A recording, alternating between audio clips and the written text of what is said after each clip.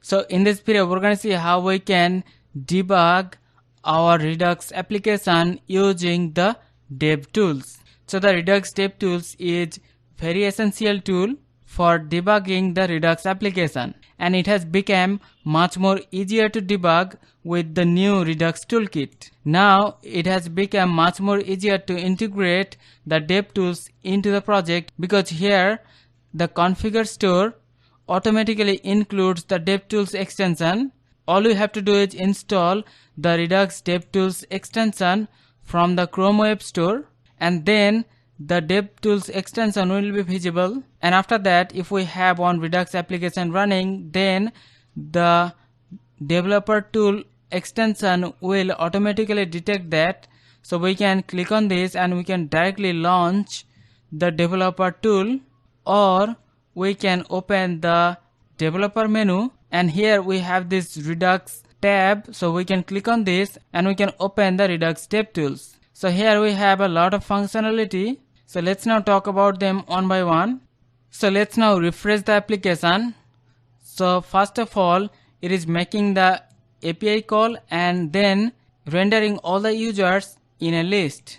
So here in the DevTools, you can see in the left, here it shows all the actions. So we can select any action, and then from the actions tab we can check details about that action.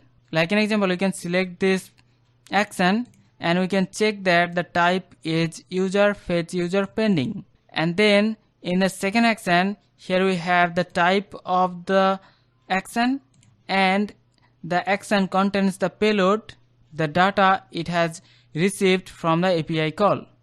Eventually we are just rendering all of the users data in the list right here. Similarly, also we can make other actions, like we can increase the count.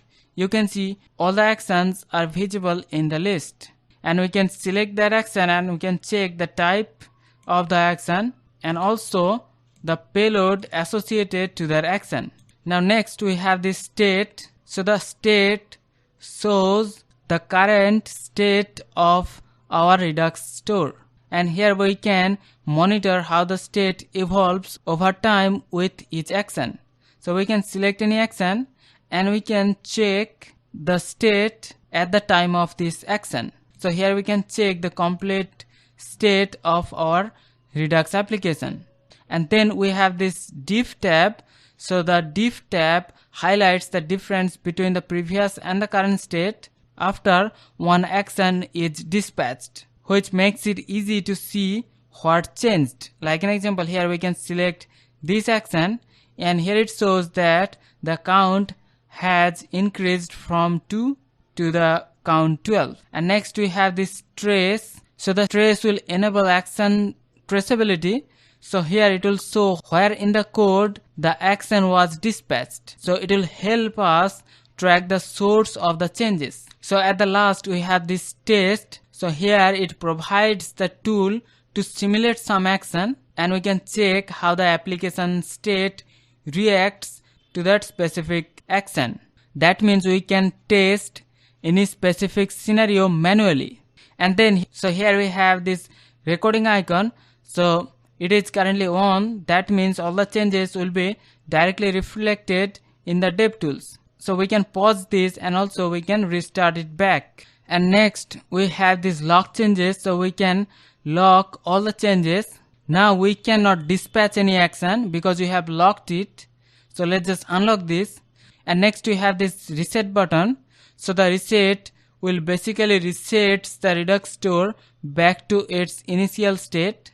That means it will clear all the action and state changes. So let's just click on this. So you can see all of the actions and everything gone. And let's now talk about this revert button.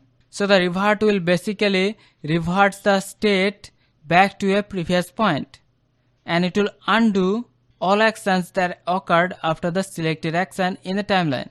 So we can select any action and we can revert.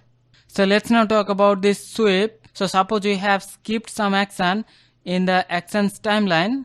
So in that case, the sweep will remove that action that we have skipped, and this way we can clean up our action timeline. So if we click on sweep, it will clean up all the skipped actions. And lastly, we have this commit. As the name suggests, it will commit the current state in our application and it will clear all the past actions, but it will retain the current state. So if we wanted to make the current state as the new baseline in the debugging process, then we can just click on commit. So all the actions from the timeline will be removed and this is our new base, and from here we can go on and we can start a new debugging process using this state of our application as a baseline. And also here we have this play button, so we can click on the play and we can see all the changes over the period of time. And also we can go back and forward in this action timeline and we can monitor the changes in our application. So this will greatly help to debug the application. And lastly, here we have this window. From here we can manually dispatch some custom action without having to create any kind of UI element to dispatch that. So here we can dispatch any action. So here you have to set the type of the action to dispatch. So the type can be counter/decrement and click on dispatch. You can see the count decreased by 1. Similarly also we can increase the count. So we just have to simply set the type to increment and we can manually dispatch. So we can dispatch any custom action from this window and without having to create any kind of UI element for that. So hope you understand about the features of the DevTools. Now we can effectively use this and we can debug any kind of bug from our Redux application. So hope you understand the concept. See you in the next one. Take care.